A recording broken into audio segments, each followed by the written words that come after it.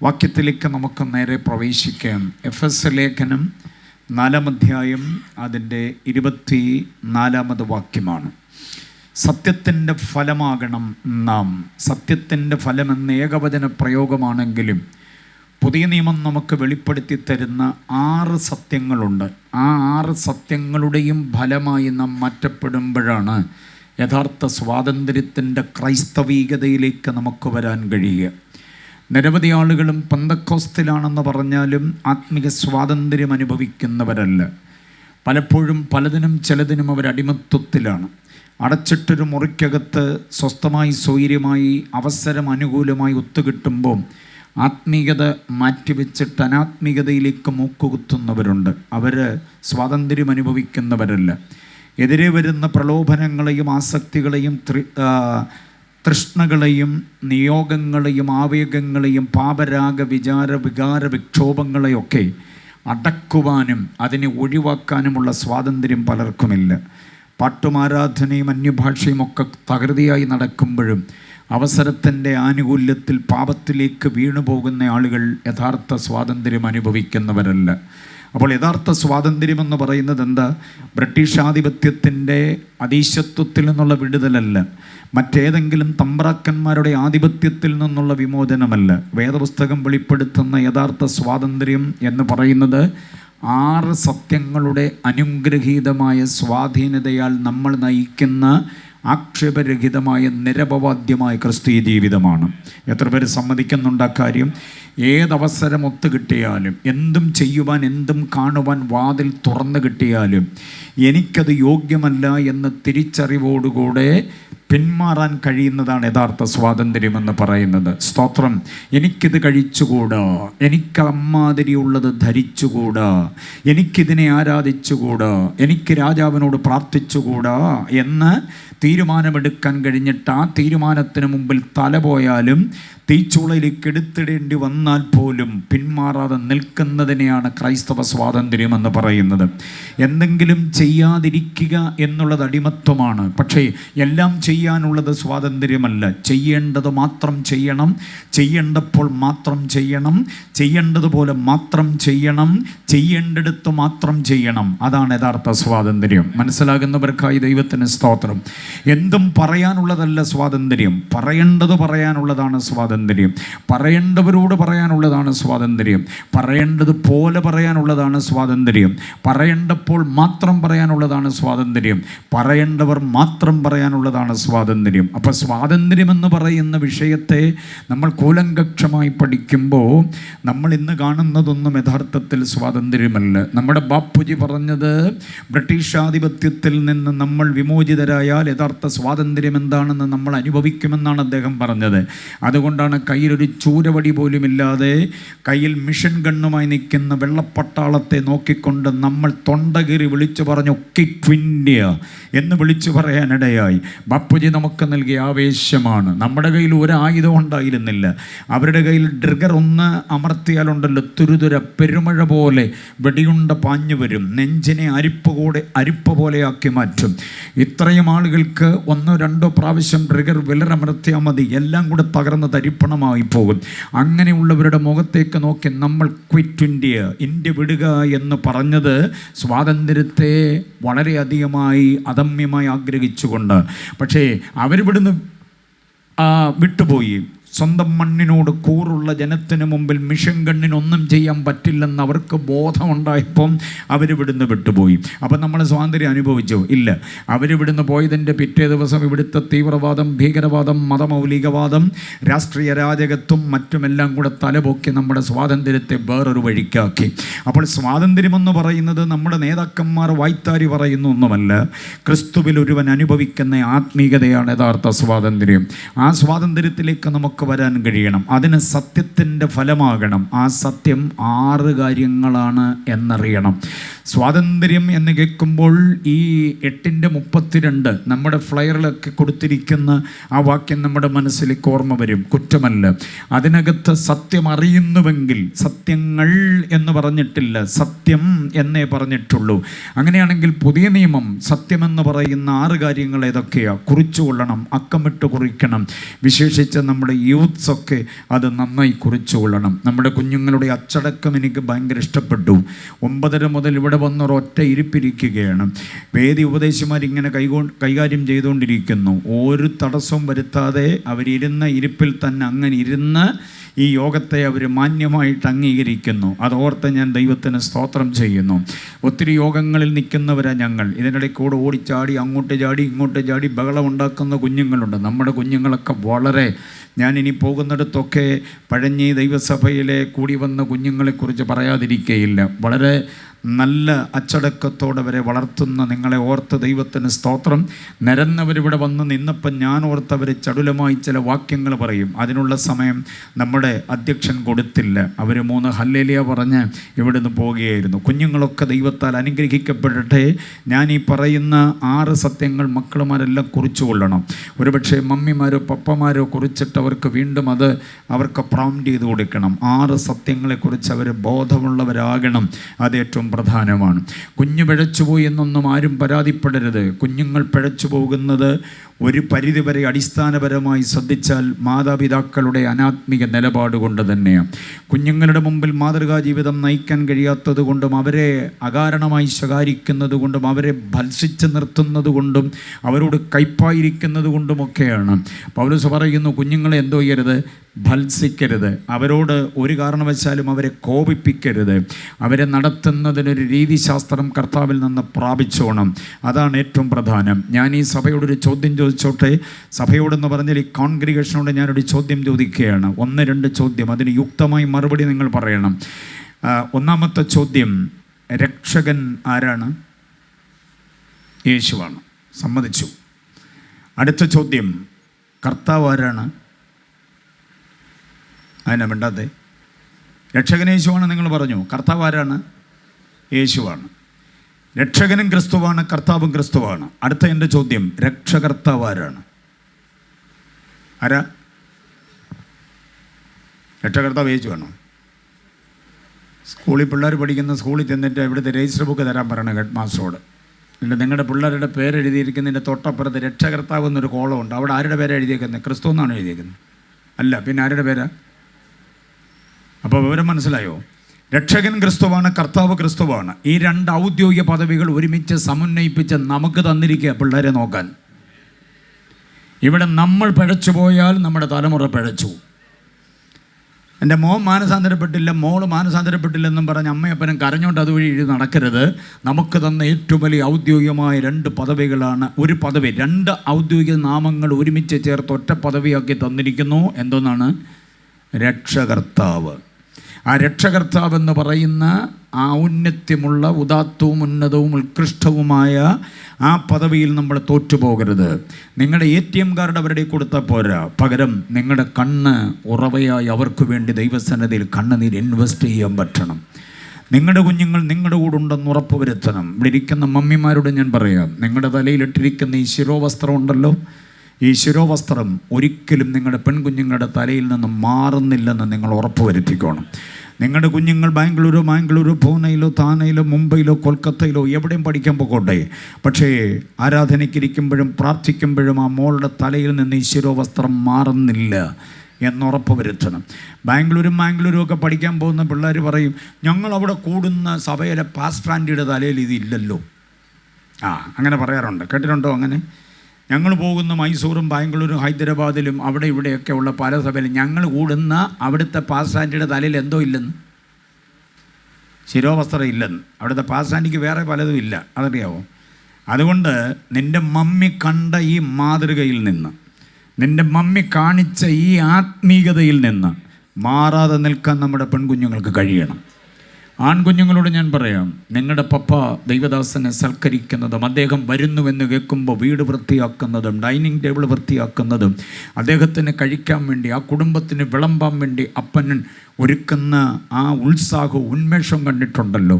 ദൈവദാസൻ വീട്ടിൽ നിന്ന് പ്രാർത്ഥിച്ചിറങ്ങുമ്പോൾ അദ്ദേഹത്തിനൊരു സ്തോത്ര കാഴ്ച കൊടുക്കാൻ അപ്പൻ കാണിക്കുന്ന വ്യഗ്രത കണ്ടിട്ടുണ്ടോ? ആൺകുഞ്ഞുങ്ങളോട് ഞാൻ പറയാ, അതൊന്നും നിൻ്റെ തലയിൽ നിന്ന് പോകരുത്. അതേ നിലവാരത്തിൽ ദൈവസഭയെയും ദൈവദാസന്മാരെയും മാനിക്കാൻ അപ്പൻ കാണിച്ച അതേ മാതൃകയിൽ തന്നെ നിൽക്കാൻ പറ്റിയാൽ നമ്മുടെ കുഞ്ഞുങ്ങൾ അനുഗ്രഹിക്കപ്പെടും. Praise the Lord. ബോധ്യമായവർ കർത്താവിനെ സ്തുതിച്ചാട്ടെ. നമ്മുടെ തലമുറകളെയും കൊണ്ട് നിത്യതയിലെത്താൻ നമുക്ക് പറ്റണം. ഇല്ലെങ്കിൽ അതൊരു വലിയ നഷ്ടം തന്നെയാണ്. നമ്മൾ വല്ല വിധേനയും ഇമ്പങ്ങളുടെ തീരമണഞ്ഞു എന്നിരിക്കട്ടെ, സ്വച്ഛ സ്ഫടിക തങ്ക തുല്യ നിർമ്മിത വീഥികളിൽ നമ്മളങ്ങെത്തി, നമ്മുടെ കുഞ്ഞുങ്ങൾ അവിടെ എത്തിയില്ലെങ്കിൽ ഒന്ന് ആലോചിച്ച് നോക്കിക്കേ, എത്ര ദയനീയമായിരിക്കും. കുന്നംകുളത്തു നിങ്ങൾ കോഴിക്കോടിന് ബസ് കയറി, കോഴിക്കോട് നിങ്ങൾ സ്റ്റാൻഡിൽ ചെന്ന് ഇറങ്ങി നോക്കിയപ്പോൾ കൂടെ കയറിയ മോളെ കാണാനില്ല, മോനെ കാണാനില്ല. നിങ്ങളുടെ അവസ്ഥ എന്തായിരിക്കും എന്ന് ചിന്തിച്ച് നോക്കി. ആകപ്പാടെ ബോധക്കേടുണ്ടായി പോവുകയല്ലേ. 6 വയസ്സുകാരി കുഞ്ഞിനെ കണ്ടില്ല, 16 വയസ്സുകാരി മോളെ കണ്ടില്ല. നിങ്ങളവിടെ ഇറങ്ങിയപ്പോൾ കൊച്ചില്ല, ഇറങ്ങിയില്ല. ഉള്ള അവസ്ഥ എന്ന് ആലോചിച്ച് നോക്കി. അങ്ങനെ ആണെങ്കിൽ ഇമ്പങ്ങളുടെ തീരമണയുമ്പോൾ കൂടെ പിള്ളേരവിടെ ഇല്ലെങ്കിലൊന്ന് ആലോചിച്ച് നോക്കി, അതെത്ര ദയനീയമായിരിക്കുമെന്നറിയാമോ? അത് വരാതിരിക്കേണ്ടതിന് നമ്മളെയും നമ്മുടെ തലമുറയും കൊണ്ട് ഒരു ശുഭയാത്ര ചെയ്യിക്കാൻ കർത്താവിന് കഴിയണം. ഈ ഉച്ചയ്ക്ക് ശേഷം നമ്മുടെ കുഞ്ഞുങ്ങൾക്ക് വേണ്ടി ഒരു പ്രോഗ്രാം ഉണ്ടെന്ന് കേട്ടതിൽ എനിക്ക് സന്തോഷം. നമ്മുടെ ഗെറ്റ് ടുഗദറുകളിലൊക്കെ കുഞ്ഞുങ്ങൾക്ക് പ്രാധാന്യം കൊടുക്കുന്ന സന്ദേശങ്ങളുണ്ടാകണം. നമ്മുടെ കുഞ്ഞുങ്ങളെ പ്രൊമോട്ട് ചെയ്യുന്ന സന്ദേശങ്ങളുണ്ടാകണം. ഈ ഭോഗാലസമായ ലോകത്തിൽ അപ്പനെ ആദരിക്കാത്ത, അമ്മയെ ആദരിക്കാത്ത, അക്ഷരം പഠിപ്പിച്ച അധ്യാപകരെ ആദരിക്കാത്ത, ധാർഷ്ട്യത്തിൻ്റെ, ധിക്കാരത്തിൻ്റെ, താൻപോരിമയുടെ, അഹന്തയുടെ, അഹങ്കാരത്തിൻ്റെ തലമുറയ്ക്കിടയിൽ നമ്മുടെ കുഞ്ഞുങ്ങൾക്കാർക്കും ആ ദോഷം വരാതെ കാത്തുകൊള്ളണം.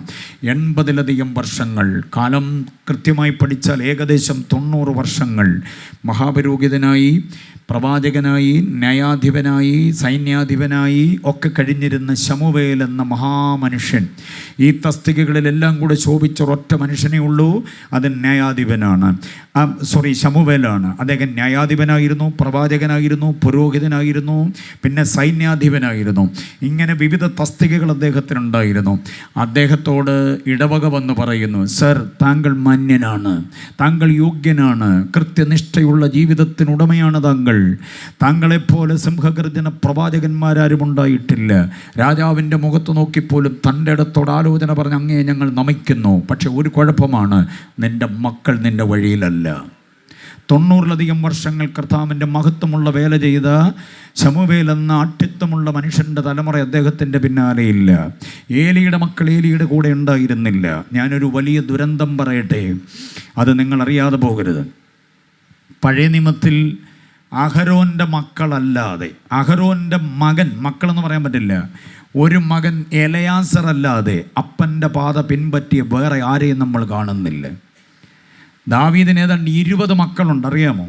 കുറേ ഭാര്യമാരിൽ 20 മക്കളുണ്ട് ദാവീദിന്. ലിസ്റ്റ് എൻ്റെ കയ്യിലുണ്ട്. ആ 20 മക്കളിൽ ഒരുത്തനെ ഗുണമുള്ളതെന്ന് വേണമെങ്കിൽ നമ്മൾ പറയും, അതാരാ? ശലോമോൻ. പക്ഷേ അവനെ പോലെ പിഴച്ച ഒരു സന്തതി വേറെ ഇല്ലായിരുന്നു. 1 കൊരിന്ത്യർ ലേഖനം 1 രാജാക്കന്മാരുടെ പുസ്തകം 11-ാം അധ്യായം. വേദപുസ്തകത്തിൽ എഴുതാതിരുന്നു എങ്കിൽ ശമൂവേൽ മികച്ച താരമാണ് നമുക്ക് പറയാമായിരുന്നു. പക്ഷേ 1 രാജാക്കന്മാർ 11 എഴുതി വെച്ചിട്ടുണ്ട്. അവൻ്റെ ഹൃദയം ദൈവസന്നിധിയിൽ ഏകാഗ്രമായിരുന്നില്ല.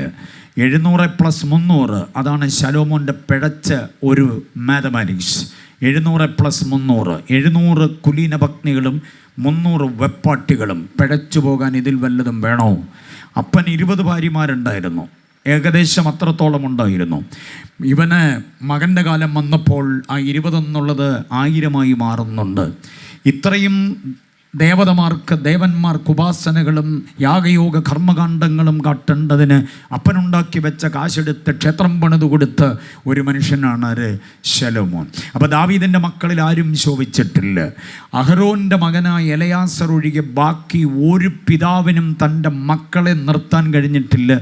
ഒരുപക്ഷെ അബ്രഹാം, ഇസഹാക്ക്, ഞാൻ അവരെ വിട്ടിട്ടാണ് പറയുക. മോശ മുതലുള്ള ന്യായപ്രമാണ കാലത്തെക്കുറിച്ചാണ് പറയുക. അബ്രഹാമിന് തൻ്റെ മകൻ ഇസഹാക്കിനെ കൊണ്ടുവരാൻ പറ്റിയിട്ടുണ്ട്. പറ്റിയിട്ടുണ്ട്. ഇസഹാക്കിന് തൻ്റെ മകൻ യാക്കോബിനെ കൊണ്ടുവരാൻ പറ്റിയിട്ടുണ്ട്. യാക്കോബിന് 12 മക്കളിൽ യോസഫിനെങ്കിലും നേരെ കൊണ്ടുവരാൻ പറ്റിയിട്ടുണ്ട്.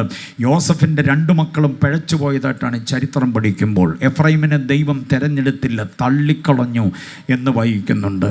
യോസഫ് മിടുക്കനായിരുന്നു. മക്കളുടെ കാലമായപ്പോൾ ആ മിടുക്ക് അങ്ങോട്ട് മാറുന്നില്ല. മോശയുടെ ഒരു മകനുണ്ട് ഗർഷോൻ, ഏതു വഴി പോയെന്ന് ഒരു പിടിയില്ല. വേദപുസ്തകം മുഴുവനും അന്വേഷിച്ച് നോക്കൂ. ഇസ്രായേലിൻ്റെ അനിഷേധ്യ നേതാവ്, ഇസ്രായേലിൻ്റെ രാഷ്ട്രശില്പി മോശയുടെ മകൻ ആ വഴിയെങ്ങും വരുന്നില്ല. എവിടോ അമ്മയാണ് അവൻ്റെ പരിച്ഛേദന നടത്തിയത്. ഓർമ്മയുണ്ടോ? കൽക്കത്തി കൊണ്ട് അമ്മയാണ് പരിച്ഛേദന നടത്തിയത്. രക്തമണവാളൻ എന്ന് പറഞ്ഞിട്ട് അവന് പരിച്ഛേദന നടത്തിയത് അമ്മയാ, ഗർഷവും. അവൻ പോയ പോക്കിനെ കുറിച്ച് വേദപുസ്തകം മിണ്ടുന്നില്ല. അതിൽ ഞെട്ടിപ്പിക്കുന്നൊരു കാര്യം ഞാൻ പറയാം. ഈ തിമോത്തിയോസിൻ്റെ അമ്മയും വലിയമ്മയും ഒഴികെ പുതിയ നിയമത്തിൽ അപ്പോസ്തലന്മാരുടെ ഏതെങ്കിലും ഒരു പുത്രനെയോ പുത്രിയോ കാണിച്ചു തരാമോ നിങ്ങൾക്ക്? വേദപുസ്തകം അസന്നിഗ്ധമായി വ്യക്തമാക്കുന്നൊരു കാര്യമുണ്ട്, തലമുറയുടെ അപകരണം.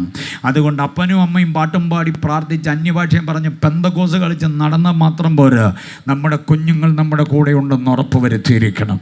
ഇവിടെ നിരന്നി നിന്ന് അഭിമാനത്തോടെ നമ്മൾ ഓരോരുത്തരും കൈ നീട്ടി പ്രാർത്ഥിച്ച് അനുഗ്രഹിച്ചു വിട്ട നമ്മുടെ തലമുറ ഓരോ വർഷം കഴിയുമ്പോഴും പുനരാഗമനം വരെ കൃപയിൽ നിലനിൽക്കുന്നവരായിരിക്കണം. എത്ര പേർക്ക് മനസ്സിലായി ഞാൻ പറയുന്ന കാര്യം? ഒരപ്പൻ ഒരു മോനെ വിളിച്ച് ശാസിച്ചു, ഇവിടെ വന്നേ. അദ്ദേഹത്തിൻ്റെ പോലീസ് സ്റ്റൈലിലുള്ള ശാസനയൊക്കെ കേട്ടപ്പം വറച്ചു മോൻ അരികിൽ വന്നു. നിൻ്റെ പ്രായത്തിൽ എബ്രഹാം ലിങ്കൺ വഴിവിളക്കിൻ്റെ വെട്ടത്തിൽ നിന്നാ പഠിച്ചത്, നിനക്കറിയാവോ? നിനക്കിവിടെ എന്തോന്നിൻ്റെ കുറവാടാ. ശരിയല്ലേ?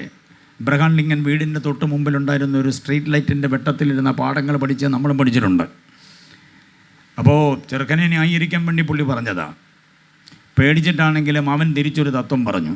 അത് ശരിയാ പപ്പ, പക്ഷേ പപ്പായുടെ പ്രായം എത്തിയപ്പോഴത്തേക്ക് അങ്ങേരെ അമേരിക്കയുടെ പ്രസിഡൻ്റായി. നിങ്ങൾ ഇവിടുത്തെ അയൽക്കൂട്ടത്തിൻ്റെ പ്രസിഡന്റ് പോലും അല്ലല്ലോ. പിന്നെ എന്നോട് വാചകം അടിക്കേണ്ടെന്ന് പറഞ്ഞിട്ട് അവൻ ഒറ്റ ഓട്ടം ഓടി എന്നാ കേട്ടിട്ടുള്ളത്. പിള്ളേരൊക്കെ നമ്മളെക്കാൾ ഒത്തിരി അഡ്വാൻസാണ്, അറിയാവോ? അതുകൊണ്ട് ആവശ്യമില്ലാതെ അവരോടൊന്നും എന്ത് ചെയ്യരുത്, വഴക്കുണ്ടാക്കാനൊന്നും നിൽക്കരുത്. അവരെ സ്നേഹിക്കുക, ഒത്തിരി അവർക്ക് വേണ്ടി പ്രാർത്ഥിക്കുക. അവരറിയാതെയോ അറിഞ്ഞോ അവർക്ക് വേണ്ടി മുഴങ്കാലിൽ നിൽക്കുക. എത്ര പേർക്ക് മനസ്സിലായി? മക്കളെ തല്ലാൻ വടിയും കൊണ്ടോ അല്ലെങ്കിൽ കൈ കിട്ടുന്ന എന്തുകൊണ്ടോ അപ്പനും അമ്മയും തല്ലാനൊക്കെ നിൽക്കും, ഉപ്പുറ്റി ഉറപ്പിച്ചാൽ നിൽക്കുക. കുഞ്ഞിന് വേണ്ടി മുഴങ്കാലിൽ ഇരിക്കാത്ത ഒരൊറ്റ അപ്പനും അമ്മയും അവരെ തല്ലാൻ ഉപ്പൂറ്റി ഉറപ്പിച്ച് നിൽക്കരുത്. വാചകം എത്ര പേർക്ക് മനസ്സിലായി ഞാൻ പറഞ്ഞ വാചകം? കുഞ്ഞുങ്ങൾക്ക് വേണ്ടി മുഴങ്കാലിൽ ഇരിക്കാത്ത ഒറ്റ അപ്പനും അമ്മയും അവരെ തല്ലാൻ ഉപ്പൂറ്റി നിൽക്കരുത്.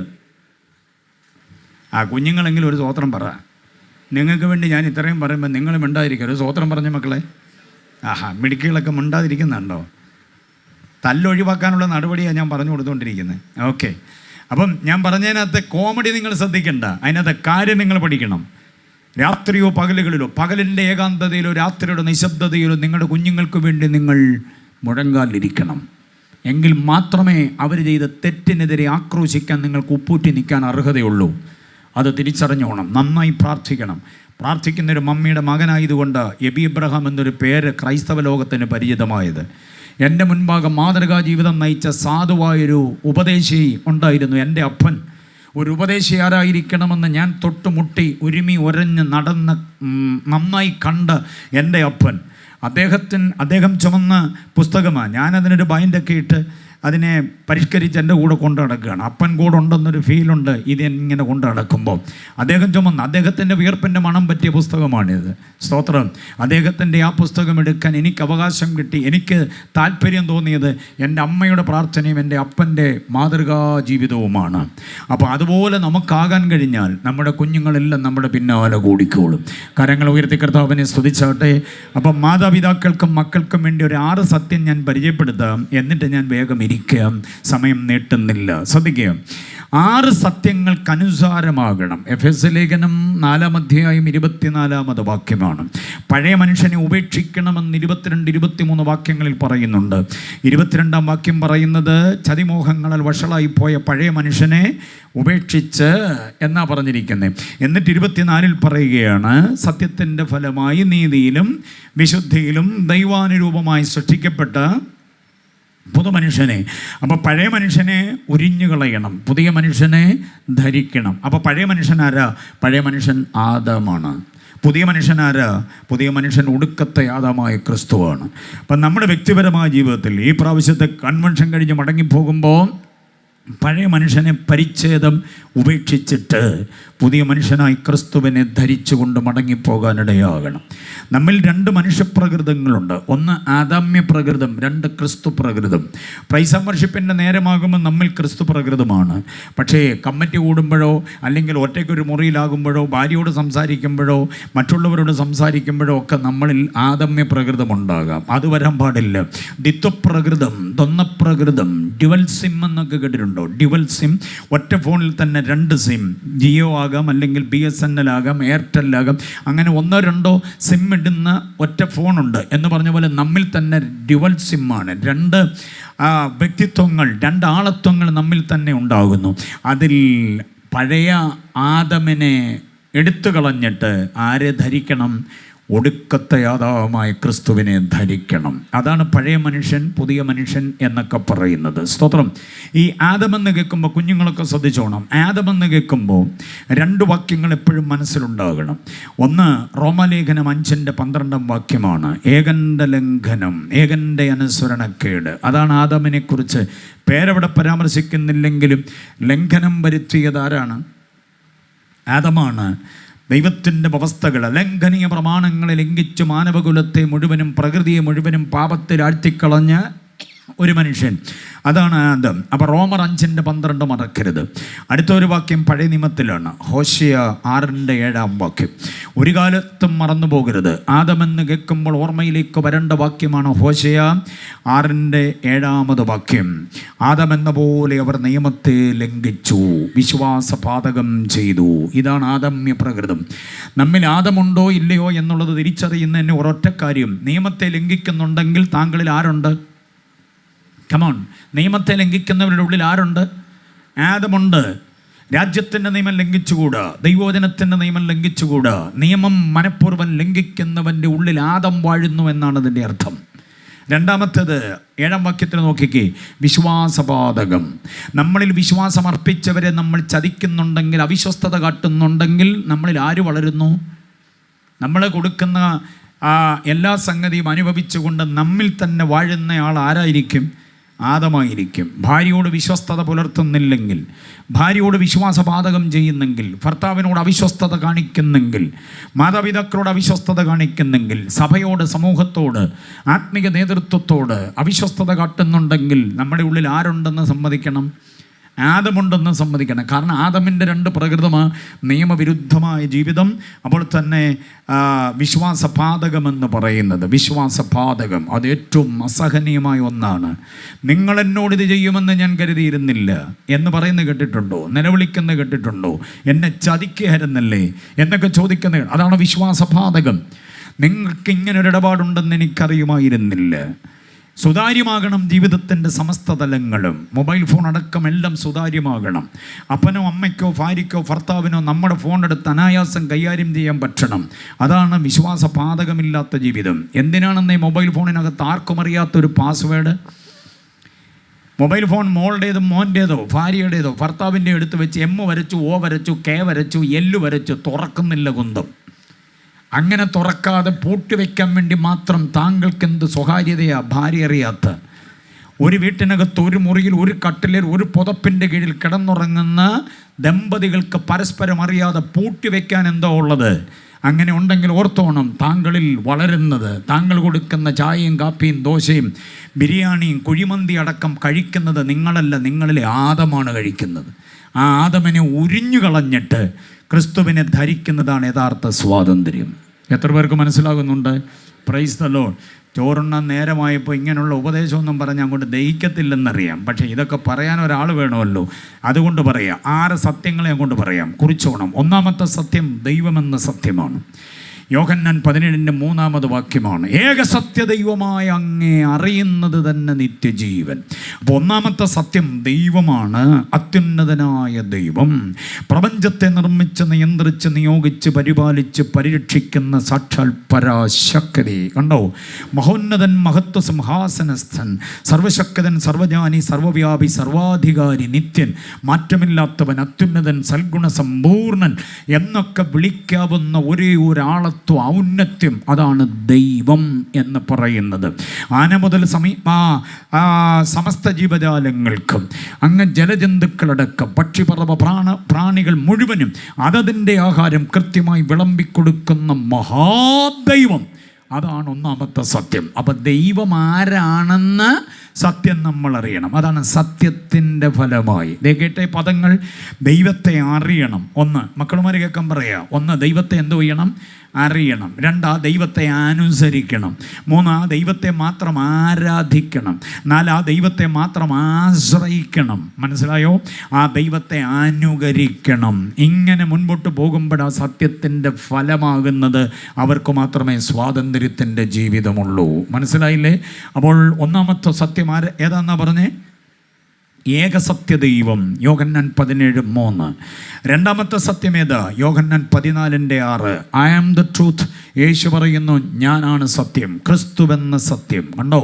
അപ്പോൾ സത്യം ഒന്നല്ല, സത്യം 6 എണ്ണമാണ് പുതിയ നിയമം തരുന്നത്. അതിൽ രണ്ടാമത്തേതാണ് ക്രിസ്തുവെന്ന സത്യം. യോഹന്നാൻ 14:6 വാക്യം. മറ്റേത് 17:3 ആണെങ്കിൽ ഇത് 14:6. ഞാൻ തന്നെ സത്യം. ഐ ആം ദ ട്രൂത്ത് എന്നാണ് യേശു പറയുക. ഞാനാണ് ആ സത്യം, മനുഷ്യൻ അന്വേഷിക്കുന്ന ആ സത്യം ഞാനാണെന്ന് യേശു പറയുകയാണ്. ഇനി കേട്ടോ, മൂന്നാമത്തെ സത്യം ഏത്? യോഹന്നാൻ 16:13 വാക്യം. യോഹന്നാൻ്റെ സുവിശേഷം 16:13. പരിശുദ്ധാത്മാവെന്ന സത്യം. ഒരാൾക്ക് സ്വാതന്ത്ര്യത്തോടെ ആത്മീയ ജീവിതം നയിക്കണമെങ്കിൽ പരിശുദ്ധാത്മാവെന്ന സത്യത്തെ അറിയണം.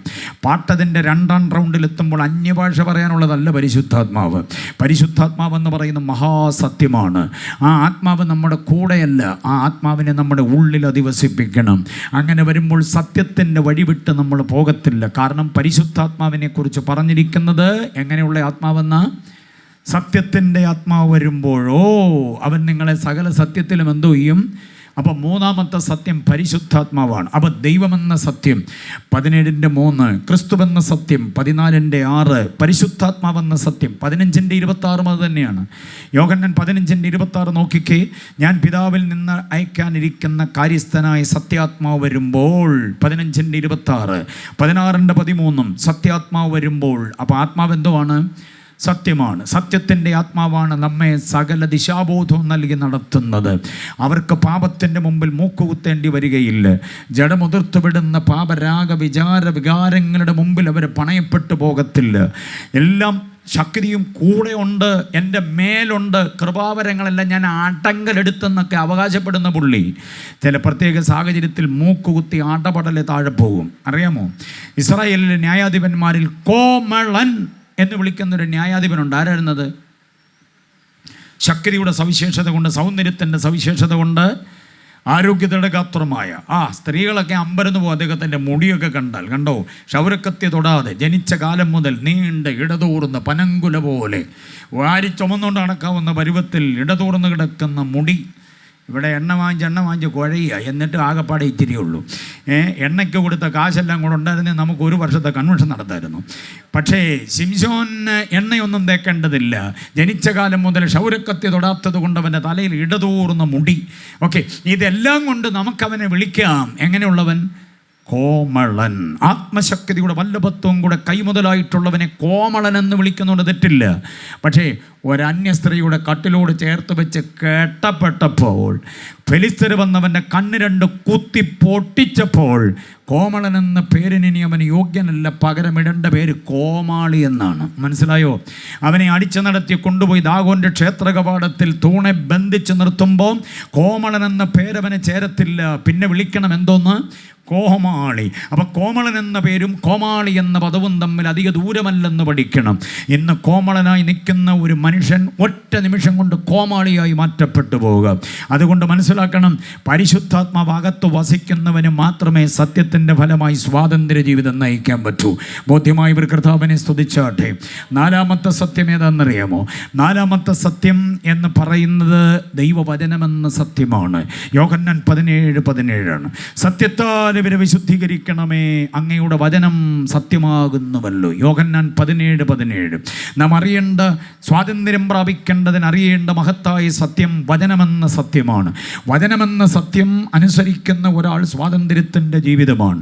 ഇരുട്ടിലൂടെ സഞ്ചരിച്ചാലും ഇരുട്ടിൻ്റെ ബാധകൾ അവനെ ബാധിക്കാതെ വണ്ണം വെളിച്ചം വചനമകത്തുള്ളത് കൊണ്ട് ആ വചനത്തിൻ്റെ വെളിച്ചത്തിൽ അവന് മുൻപോട്ട് പോകാൻ പറ്റും.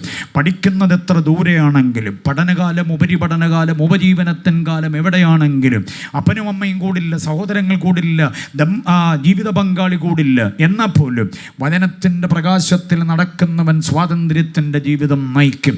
തള്ളേണ്ടതേതാ, കൊള്ളേണ്ടതേതാ, വേണ്ടതേതാ, വേണ്ടാത്തതേതാ, ആകേണ്ടതെന്താ, ആകരുതാത്തതെന്താ, ആരുടെ കൂടെ ആകണം, ആരുടെ കൂടെ ആകരുത് എന്നിത്യാദി വകഭേദങ്ങൾ പഠിച്ചുകൊണ്ട് ധീരമായി സ്വാതന്ത്ര്യത്തിൻ്റെ ജീവിതം നയിക്കണമെങ്കിൽ വചനമെന്ന പ്രകാശം അകത്തു വേണം. വചനമെന്ന സത്യം 17 മറക്കരുത്. കുഞ്ഞുങ്ങൾക്ക് വേണ്ടിയാണ് ഞാൻ റെഫറൻസ് പറയുക. ഒന്നുകൂടെ പറയട്ടെ. സത്യം, ആദ്യത്തെ സത്യം ദൈവമെന്ന സത്യമാണ്, 17:3. രണ്ടാമത്തെ സത്യം ക്രിസ്തുവെന്ന സത്യമാണ്, 14:6. മൂന്നാമത്തെ സത്യം പരിശുദ്ധാത്മാവെന്ന സത്യമാണ്, അത് 16:13 വാക്യമാണ്, അല്ലെങ്കിൽ 15:26 വാക്യം. അടുത്തു പറഞ്ഞ സത്യം വചനമെന്ന സത്യമാണ്. വചനമെന്ന സത്യം എവിടെയാ കിടക്കുന്നത്? 17 വാക്യമാണ്. റഫറൻസ് ഓർത്തിരിക്കാൻ എളുപ്പമുണ്ട്. 17 കണ്ടില്ലേ? സത്യത്താൽ ഇവരെ വിശുദ്ധീകരിക്കും. അപ്പോൾ വചനം സത്യമാണ്. വചനത്തിൻ്റെ പ്രകാശത്തിൽ ചുവട് വെച്ചാൽ സ്വാതന്ത്ര്യത്തിൻ്റെ ജീവിതമാണ്. 5ാമത്തെ സത്യം ഏതാണെന്നറിയാമോ? ദൈവസഭ എന്ന സത്യമാണ്. സഭ സത്യമാണ്, സത്യസഭ. പക്ഷേ സത്യസഭ എന്നൊരു പ്രയോഗമില്ല, പകരം സത്യമാർഗം എന്നൊരു പ്രയോഗമുണ്ട്. 2 പത്രോസ് 2:2 വാക്യമാണ്.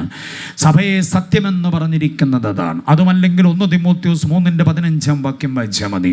സത്യത്തിൻ്റെ തൂണും അടിസ്ഥാനവുമായി ജീവനുള്ള ദൈവത്തിൻ്റെ സഭയാം ദേവാലയം, 1 തിമോത്തിയോസ് 3:15 വാക്യം. അതല്ലെങ്കിൽ 2 പത്രോസ് 2:2 വാക്യം.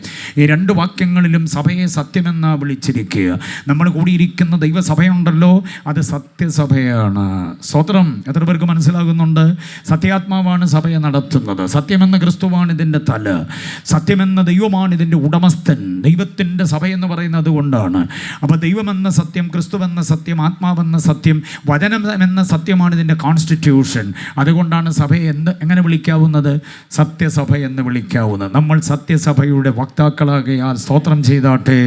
പിതാക്കന്മാർ, ഇമ്പങ്ങളുടെ തീരമണഞ്ഞ പിതാക്കന്മാർ, അഭിമാനമായ ബഹുമാന്യ പാസ്റ്റർ പറഞ്ഞല്ലോ, അദ്ദേഹം പഴഞ്ഞിക്കാരനാണെന്ന് പറഞ്ഞപ്പോൾ ചുമാർ പാസ്റ്ററെ അറിയാമോ എന്ന് ചോദിക്കേണ്ടി വന്നു മറ്റു ചിലർക്ക്.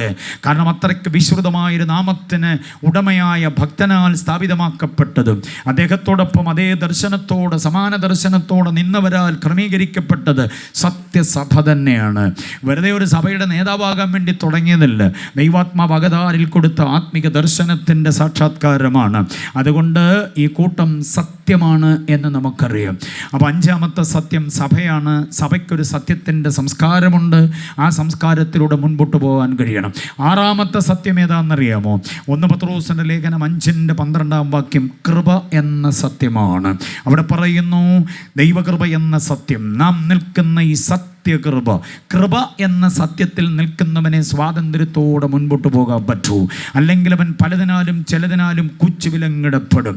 സുവിശേഷ വിരോധികൾ നിമിത്തം ക്രൈസ്തവ സഭയ്ക്ക് സ്വാതന്ത്ര്യമില്ലെന്ന് നമ്മൾ കേട്ടല്ലോ, നോർത്ത് ഇന്ത്യയിലൊക്കെ പ്രവർത്തിക്കുന്ന. ആ സ്വാതന്ത്ര്യമില്ലായ്മയെക്കുറിച്ച് നമുക്ക് പ്രാർത്ഥിക്കല്ലാതെ വേറെ ഖേരോവ നടത്താനോ, പിക്കറ്റിംഗ് നടത്താനോ, പാർലമെൻറ്റ് ഉപരോധിക്കാനോ, സെക്രട്ടേറിയറ്റ് ഉപരോധിക്കാനൊന്നും നമുക്ക് വ്യവസ്ഥയില്ല. ഒപ്പുശേഖരണം നടത്താനും വിശ്വാസികളെ കൊണ്ട് ഒരു ആക്ഷൻ കൗൺസിൽ ഉണ്ടാക്കുന്നതൊക്കെ വചനവിരുദ്ധ ബൈബിളികമല്ലതൊന്നും. തല്ലുകൊണ്ടാൽ തല്ലുകൊള്ളുക, അതാണ് അപ്പോസ്തലന്മാർ കാട്ടിത്തന്ന മാതൃക. 4-ാം അധ്യായം അപ്പോസ്തലപ്രവൃത്തി വായിച്ചു നോക്കണം നിങ്ങൾ. കർത്താവായ യഹോവേ, ഈ ഭീഷണികളെ നീ നോക്കണമേ. ഞങ്ങളെ ഏൽപ്പിച്ച ശുശ്രൂഷ ഞങ്ങൾ നോക്കിക്കോളാം. ശുശ്രൂഷ ഞങ്ങളെ ഏൽപ്പിച്ചിട്ടുണ്ട്, അത് ഞങ്ങൾ ചെയ്തോളാം. ഞങ്ങൾക്കെതിരെയുള്ള ഭീഷണികളെ നീ നോക്കണമേ. പത്രോസ്, യോഹന്നാൻ, അപ്പോസ്തലനായ പൗലോസ്, തിമോത്തിയോസ് അടക്കമുള്ളവരൊക്കെ കാരാഗ്രഹത്തിൻ്റെ ഗന്ധം അനുഭവിച്ചവരാണ്. അതിനകത്ത് വലിയ പ്രതിസന്ധി അനുഭവിച്ചവർ. എനിക്ക് പൗലോസിനുള്ള ഭയങ്കര താല്പര്യം എന്താണെന്നറിയാമോ? എഫെസ്യ ലേഖനം 6:19-20 നിങ്ങൾ വായിച്ചു നോക്കണം. അതിനകത്ത് പറയുന്നു, ഞാൻ ചങ്ങല ധരിച്ച സ്ഥാനാപതിയായി സേവനമനുഷ്ഠിക്കുന്നു. ഈ കർത്താവിൻ്റെ വചനം ഐശ്വര്യമായി പ്രാഗൽഭ്യത്തോടെ പ്രസംഗിക്കാൻ നിങ്ങൾ എനിക്ക് വേണ്ടി എന്തോ ചെയ്യണം? പ്രാർത്ഥിക്കണം, സഭയോട് പ്രാർത്ഥിക്കണമെന്ന് പറയുന്ന കൂട്ടത്തിൽ എൻ്റെ ഈ ഇരുമ്പ് ചങ്ങല ഒന്ന് അഴിഞ്ഞിട്ട് എന്നെ അടച്ച മുറിയുടെ അഴികളൊന്നകന്ന് എനിക്കൊന്ന് പുറത്തു വരാനുള്ള സ്വാതന്ത്ര്യം കിട്ടാൻ നിങ്ങൾ പ്രാർത്ഥിക്കണമെന്ന് പറയുന്നതേയില്ല. അപ്പോൾ ക്രൈസ്തവ ഉപരോധങ്ങൾക്കും ക്രൈസ്തവ തടവുകൾക്കും ക്രൈസ്തവ ആക്രമണങ്ങൾക്കുമെതിരെ നമുക്ക് യാതൊരു നടപടിയുമില്ല. അത് നീങ്ങിക്കിട്ടണമെന്ന് പോലും പ്രാർത്ഥിക്കാൻ അപ്പോസ്തലന്മാർ മാതൃക തരുന്നില്ല. അവർ പറയുന്ന അതിനകത്ത് കിടക്കുമ്പോഴും ആത്മാക്കളുടെ സന്താനത്തെ ഉൽപ്പാദിപ്പിപ്പാൻ ദൈവം കൃപ തരണം.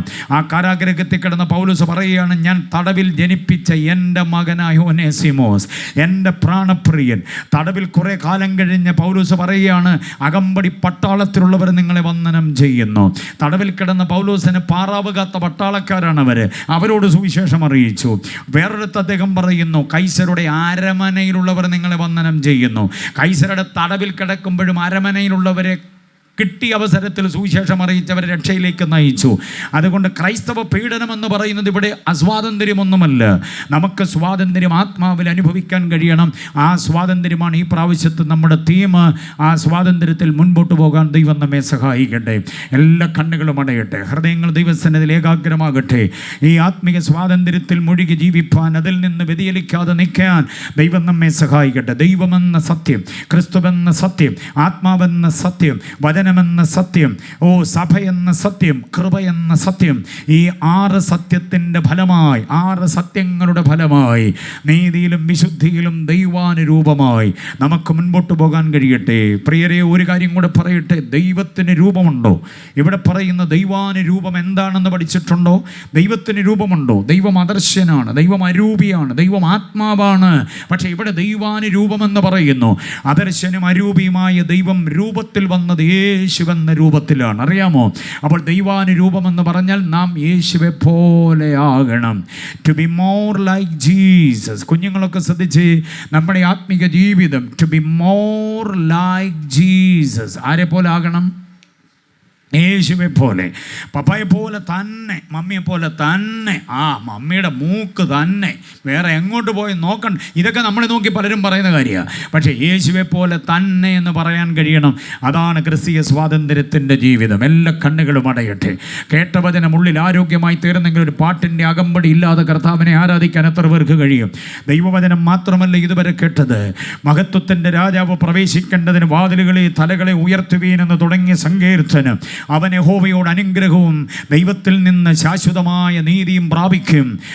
വ്യാജമില്ലാത്തവൻ, കയ്യിൽ കറയില്ലാത്തവൻ, ഹൃദയത്തിൽ അകർത്യമില്ലാത്തവൻ, യാതൊരു വിധത്തിലുള്ള ദോഷത്തിനും മനസ്സ് വയ്ക്കാതെ ആത്മിക സ്വാതന്ത്ര്യത്തിൽ ജീവിക്കുന്നവൻ യഹോവയെ അനുഗ്രഹിക്കുമെന്ന് പറഞ്ഞു തുടങ്ങിയ സങ്കീർത്തനത്തിൻ്റെ പ്രബോധനം മുതൽ നമ്മൾ കേട്ടതെല്ലാം ആത്മിക സ്വാതന്ത്ര്യത്തിലേക്ക് നമ്മളെ വഴിതെളിക്കുന്നതാണ്. ക്രിസ്തീയ സ്വാതന്ത്ര്യത്തിൻ്റെ ദിശാബോധം നൽകുന്നതാണ്. ആ കേട്ട ചിന്തകളെ എല്ലാം കൂടി ഒരുമിച്ച് നെഞ്ചകത്തിനകത്ത് സമാഹരിച്ചുകൊണ്ട് അല്പസമയം ഒരുമിച്ച് കർത്താവിനെ മഹത്വപ്പെടുത്തിക്കാട്ടെ. ഇതുവരെയും പാട്ടുകാരുടെ അകമ്പടിയോടെ പാടിയ പാട്ടുകൾക്ക് ചേർന്ന് ആരാധിച്ചു. പാട്ടിൻ്റെ താളമില്ലാതെ ആരാധിക്കാൻ എത്ര പേർക്ക് കഴിയും? അത്ഭുതകരമായി നമ്മെ നടത്തിക്കൊണ്ട് വന്ന് മഹത്വത്തിൻ്റെ രാജാവ് നമ്മുടെ ഉള്ളിൽ ആദ്യം പ്രവേശിക്കട്ടെ. പ്രവേശിക്കത്തക്ക നിലയിൽ ആത്മിക സ്വാതന്ത്ര്യത്തിൻ്റെ ജീവിതം.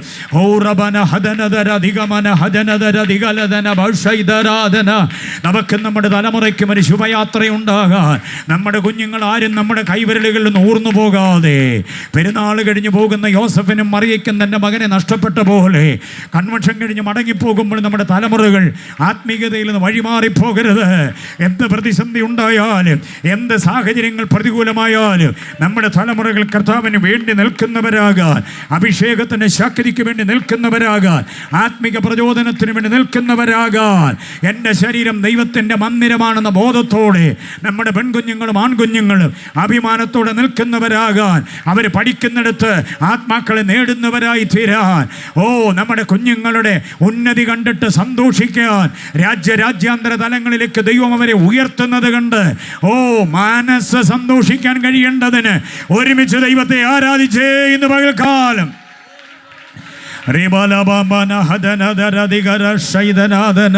യേശുവിൻ്റെ നാമത്തിൽ തകർന്നു പോകുന്ന, തളർന്നു പോകുന്ന, വഴിമാറിപ്പോകുന്ന, പണയപ്പെട്ടു പോകുന്ന ആത്മീയതയുടെ മുൻപിൽ പതറാതെ, ഇടറാതെ, താഴാതെ, വീഴാതെ, കുഴയാതെ ദൈവസന്നിധിയിൽ കരുത്തോടെ നിൽക്കാനിടയാകേണ്ടതിന് if you know the truth, truth shall make you free.